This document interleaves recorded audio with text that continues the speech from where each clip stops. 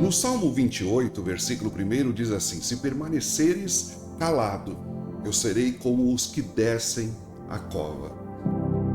O salmista, ele não queria que Deus ficasse calado frente aos seus problemas, não é? Ele diz assim: se o Senhor se calar, vai ser a mesma coisa que eu ser sepultado, não é? Eu vou me sentir sendo enterrado vivo. Sabe, a gente precisa que Deus fale, a gente precisa que Deus ofereça uma resposta ao nosso clamor, mesmo que seja um não, não é verdade? A gente precisa que Deus fale conosco a respeito dele mesmo, para que a gente possa conhecê-lo melhor.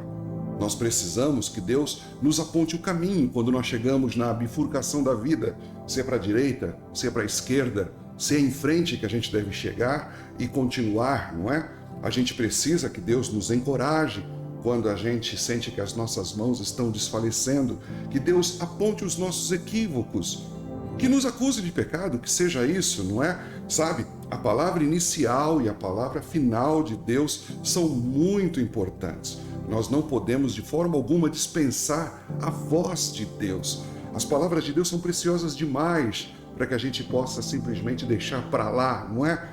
Por isso, o silêncio de Deus para o cristão é insuportável. Não dá para suportar.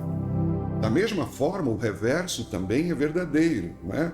O nosso silêncio também é insuportável para Deus. Deus não quer que a gente fique calado diante dos problemas que nós enfrentamos. Ele quer que a gente coloque diante dele, não é? A gente também precisa, de todas as formas, continuar falando de sua palavra. Porque, afinal de contas, quando nós falamos o Evangelho, é Deus falando às pessoas, não é? Por isso, ele disse para Paulo: olha, não tenhas medo, continue falando, não fique calado. Lá no livro de Atos, no capítulo 18. A mesma coisa a gente vê Pedro e João falando disso diante do Sinédrio, não é? Nós não podemos deixar de falar o que temos visto e ouvido.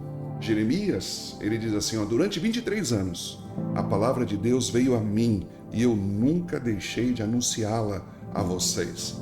Na grande comissão diz que a palavra ela não pode ficar de forma alguma em silêncio, não é? Ele diz, vocês têm que ir por todo mundo e pregar o evangelho a todas as pessoas. É um pecado muito grande você ficar calado, sabendo que existe luz, sabendo que existe uma fonte de água vida, de água viva, diante de pessoas que estão aí morrendo de sede, não é? Morrendo de sede. É um pecado.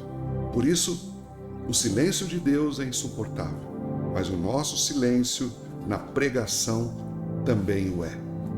Fica com essa palavra. Deus te abençoe.